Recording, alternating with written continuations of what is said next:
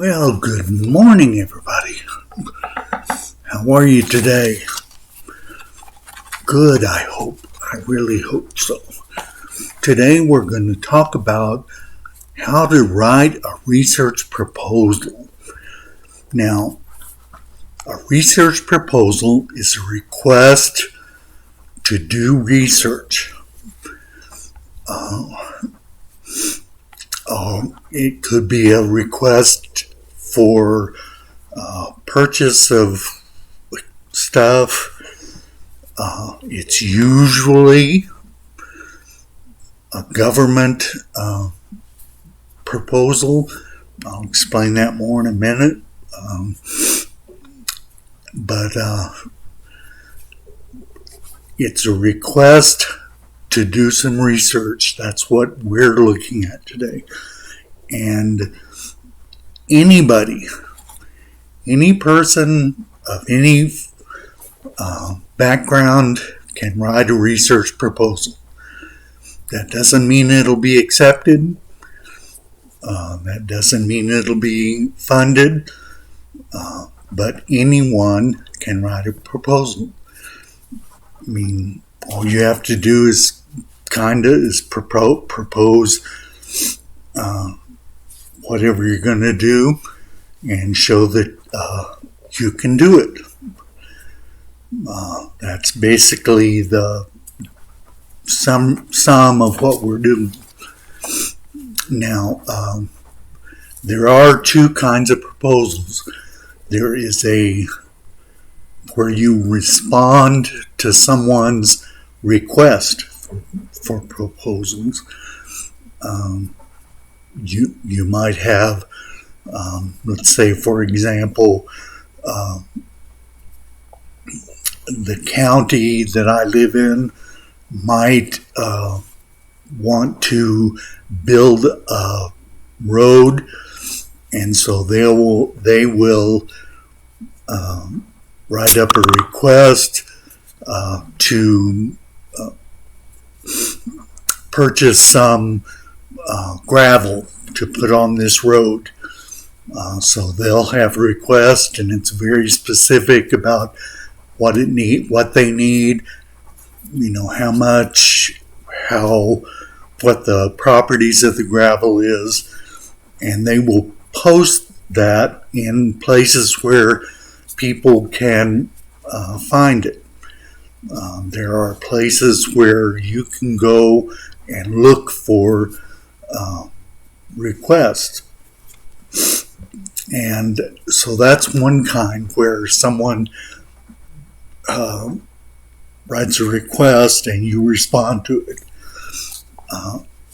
Let me explain that most of these, when there are requests like this, for example, I helped write a proposal for an Air Force supercomputer center, and the proposal was like hundreds of pages long, or the request.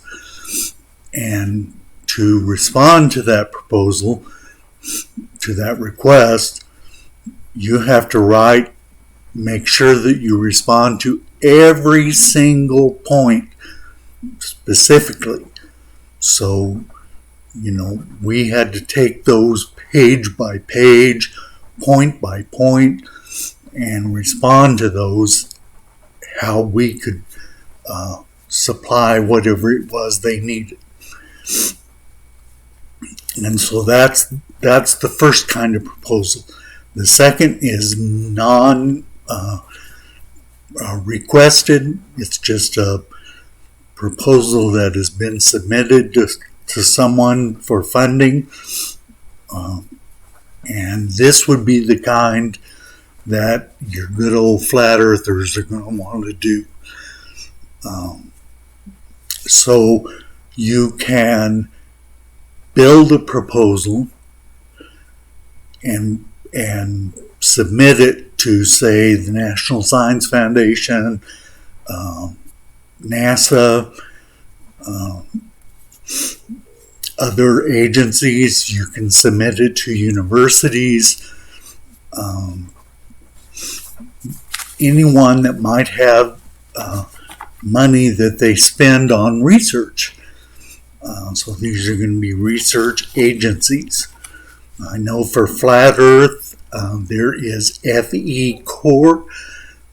They normally have money that they can do research, so you might submit to them if you're wanting to do some, and they can respond to you whether or not they are willing to sponsor that.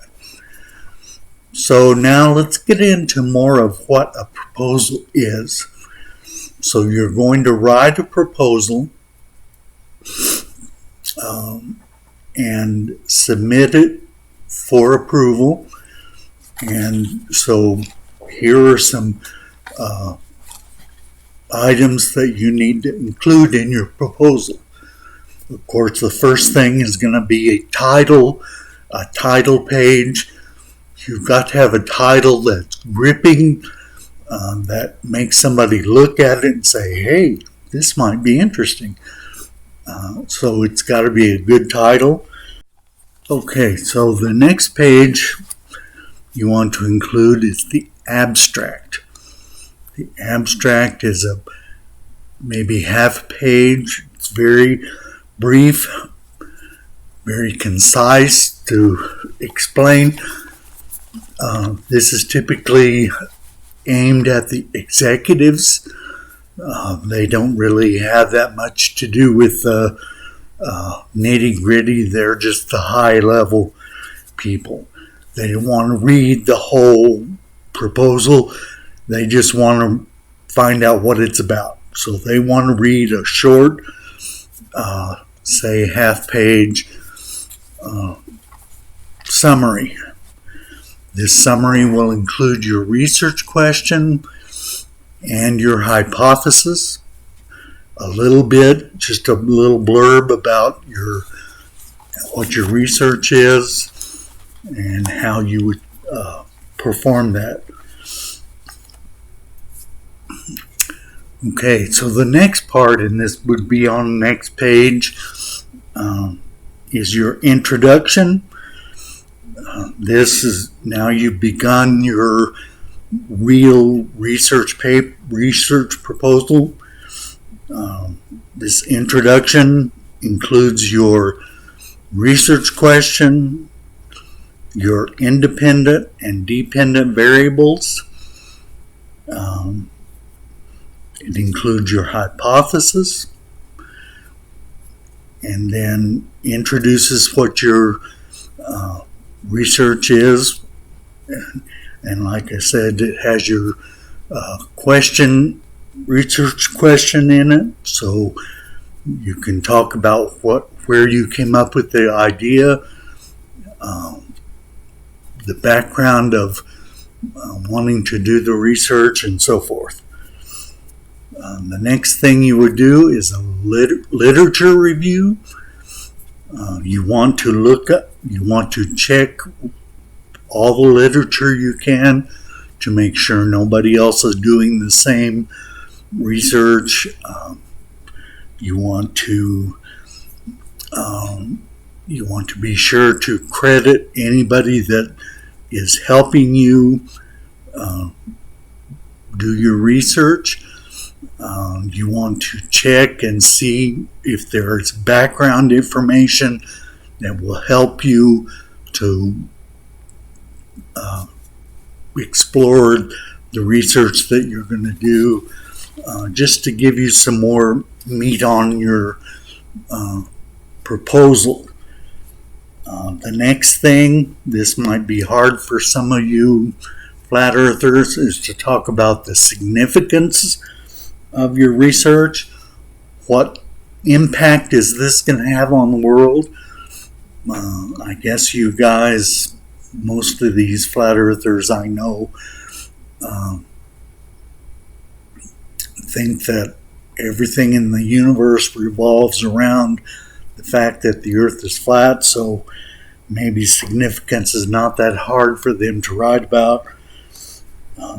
Then the next one is your methodology.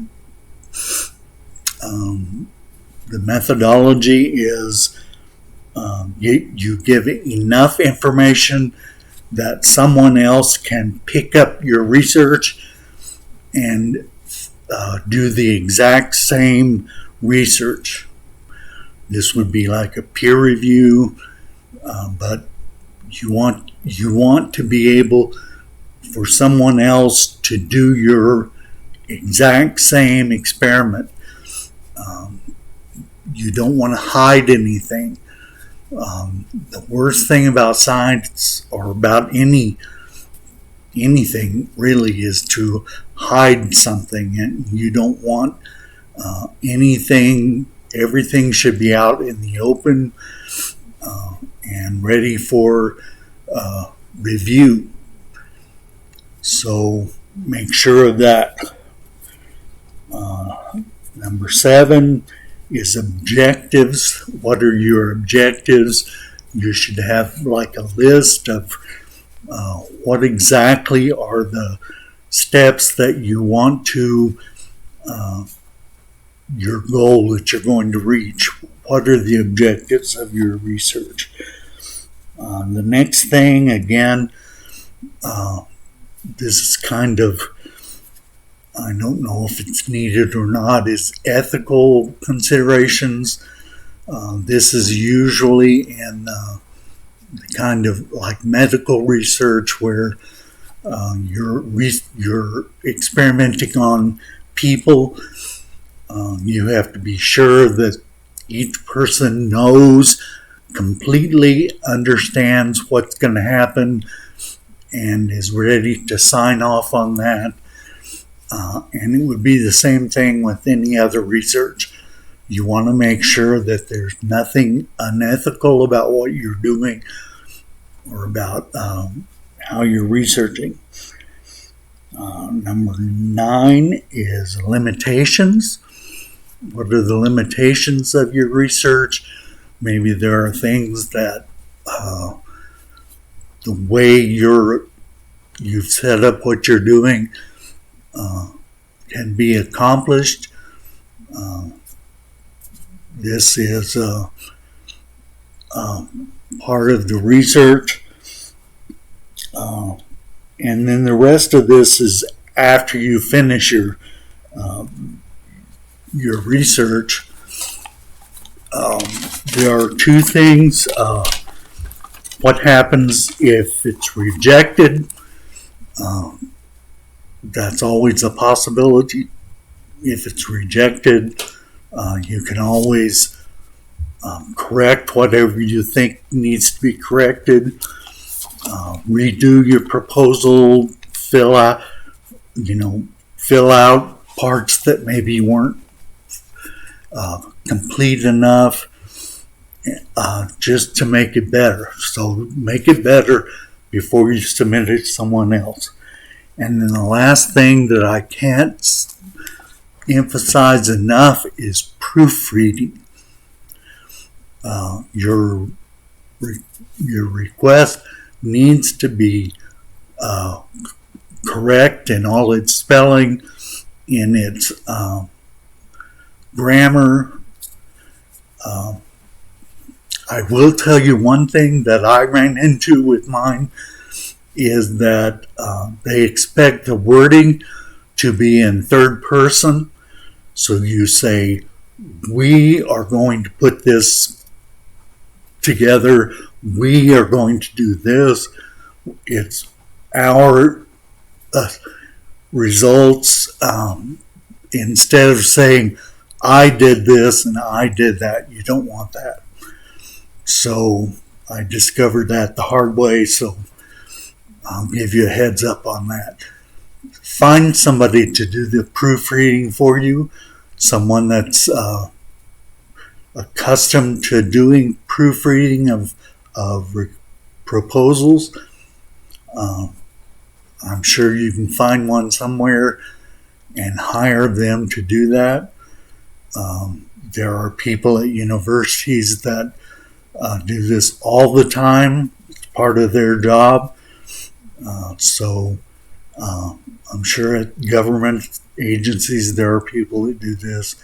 you should be able to easily define somebody, but that needs to be done by somebody separate from you. You have written it, you've got the background, but they need to check the grammar and spelling and those kinds of things to make sure it's correct. I can guarantee you that the one thing that will get a proposal denied is if you have misspelled words. That's the worst thing, and especially nowadays. I mean, Microsoft Word or any of these word processors have spell checkers built in. They will tell you if something is wrong. You've got to watch out for the things being in third person, because it will catch that and keep telling you you're doing it wrong. Just realize that. And so this is how, one other thing. The last thing you always would include is a budget. You need to be very specific and, for your budget, how much money you need from your who you're submitting this to, and what you spend it on, what the amount of money is for, and you have to be, I would be a little bit over spending, just because there are always things you run into that are unexpected, but don't be wild about it, because they know as well as you do what certain things cost. So just be careful of that. So that's probably an important part of your proposal, is the budget, because how much money you need is why you're requesting the research. So if you're a individual that wants to do research, you need to, you can do a proposal like this. It doesn't have to be someone affiliated with the university. However, I would encourage you, I didn't include this in my points, but you need to specify your credentials, because they want to know that you're not just some fly-by-night person that decided they want to do the next splitting of the atom, and they want to make sure that you are qualified, that you're up to the task, and so you might include that as a step somewhere, that what your credentials are, what your background is, if you have work experience or whatever, you can include that. Make yourself look like a good researcher. That's what they want to see. Okay? So that's really all I had today. And like I said, I did this just for the flat earthers, because they're always saying nobody does research on flat earth. Well, here's your chance to do your own research. Seems like I've heard that statement somewhere, do your own research. So here's your opportunity. Write a proposal, submit it to someone to get the money to do it, and do it on your own. So there you go. So for the rest of you, I'll see you next week, and you have a good week. And